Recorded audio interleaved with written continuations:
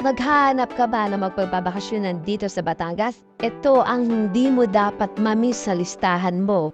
Kaya for today's video, hayaan nyo kami at tuklasin natin na mga beshi ko ang isa sa mga beach resort dito na matatagpuan sa Natpuan ng Sugpo, Batangas. Kaya mag-intro muna tayo. What's up mga Bessie? It's me, Arnie, and welcome back sa aking YouTube channel. Kung bago ka pa lang sa aking YouTube channel, don't forget to like, share, and subscribe, and hit the notification bell button.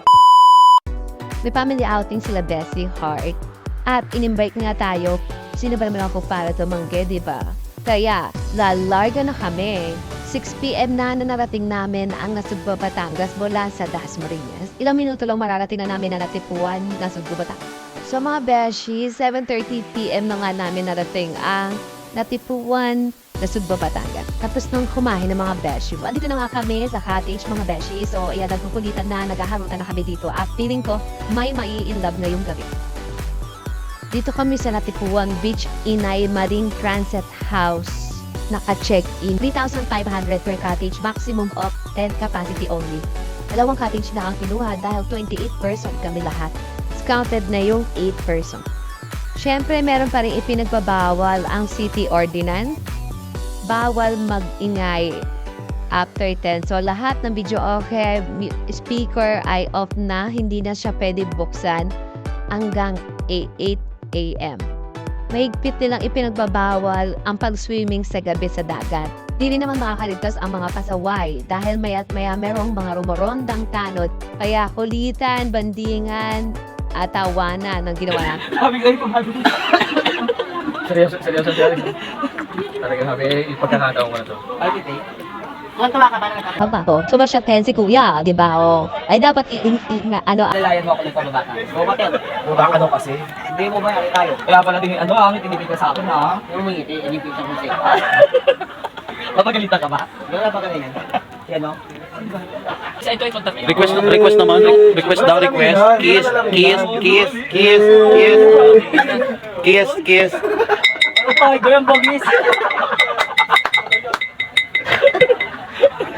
Yeah. Uy, di ba pag ganito pag may naririnig kayo ganyan? Oh. Kiss yun pag ganun. Kiss yun. Kiss na Kiss yun. Kiss. Hindi ka mo nakita kiss. Sabi niya, jackpot? Ginagay ko yung pinsan namin ah. Nakapon niya eh. Hindi ka tawag mo yung pagpiti. Yung pagpiti. Yung mama ka mong pagpiti. Ang bisugo ah. Mama. Ang Robin panina sa lang. Gitna lang. Ano pangalan? Aris. Ang pag-iibigan ni Aris at ni Nika. Ayan na. Pagpiti ka nga eh. Kiss. Yung dandaan ng Sharon tsaka Gabi lang. Yung dandaan Oh, diba? Oh. Dandaan lang kasi. Anong Sharon at saka Gabi? Richard Alden. 5:15 a.m. na nga mga mare at ito, alive na alive pa rin ang mga beshi mo at nag-iinom sa tapat ng aming tent. Hari talaga ang matutulog isa sa amin. Haha. 5:31 a.m. na nga mare at nakikita mo na at sisikat na ang araw. At tuluyan na nga natin makikita ang kabuuan ng kagandahan. Loted ka mga mare kaya ang haba ng lakarambal ko makakampisa. Ayan, nakikita mo halos ang daming tent na nakatayo. Lahat yan mga matutulog pa. May mga ilan rin naman mga gising. Ayan, di ba? Nagpipicture-picture na. Good morning! Wala. Good morning! Ayan, wala pa mga tulog. Mga be. Pinulit namin ang Alfonso. Thank you, Alfonso. Hindi kami papasponsor ha. Nandito kami sa Dito Mare. Dito ka Mare. Magandang tayo para bang tayo. Dito ka.